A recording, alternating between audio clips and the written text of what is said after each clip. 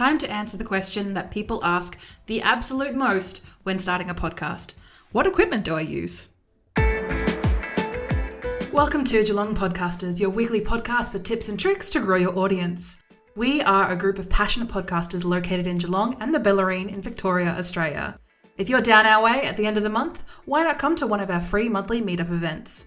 And also, find the booking links and more in the show notes. This podcast episode is part of a longer series that we're starting about podcast starter questions, essentially. So what I wanted to get to you about today is what equipment do you need to start a podcast?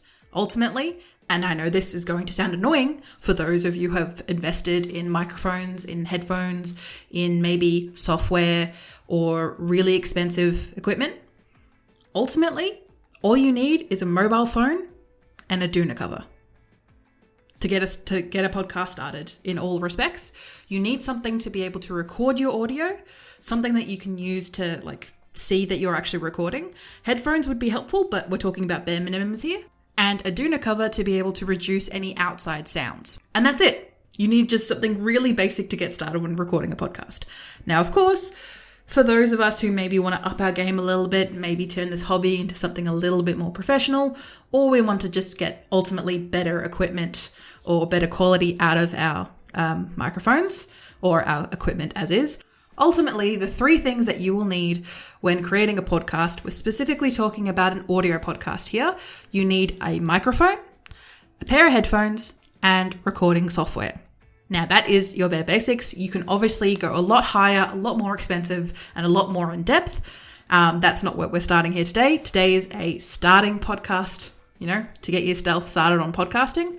So when it comes to microphones, essentially you want something that is decent budget, that is made within the past 5 to 6 years, realistically, and gives you clear audio quality. That's ultimately what you want to do at the end of the day. Now, of course, ways you can improve that would be to improve your surroundings, maybe by, again, putting a doona cover over your microphone or making sure you're in a plush, soft environment.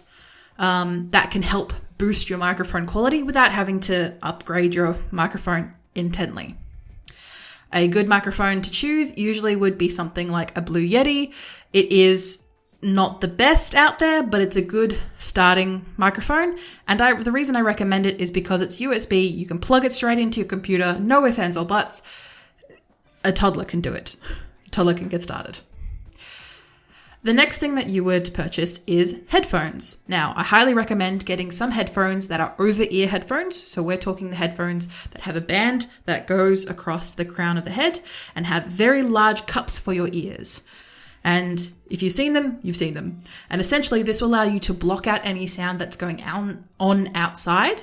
So then you're able to better hear the quality of the sound coming out of your microphone. And also your ability to edit in this next stage. And this next stage being recording software. And this is where you've got useful tools such as Audacity, which is an open source software, or if you're using a Mac, something like GarageBand, which allows you just, again, to plug in your microphone, select that you're recording it, press the big red record button, and get going.